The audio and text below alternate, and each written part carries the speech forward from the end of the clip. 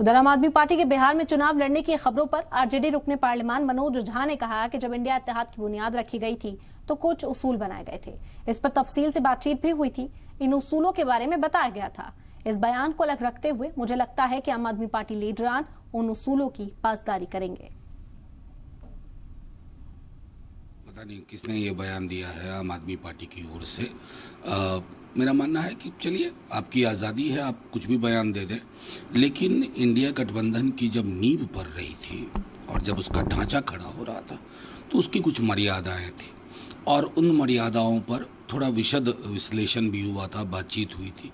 मुझको लगता है कि बयानों के इतर वो उस मर्यादा का पालन करेंगे और मैं समझता हूँ सार्वजनिक तौर पर इस प्रकार के कोई भी बयान किसी भी राज्य में कोई भी पार्टी अगर देती है उस गठबंधन की नींव को जो कहीं से भी कमज़ोर करे तो वो उचित नहीं होगा।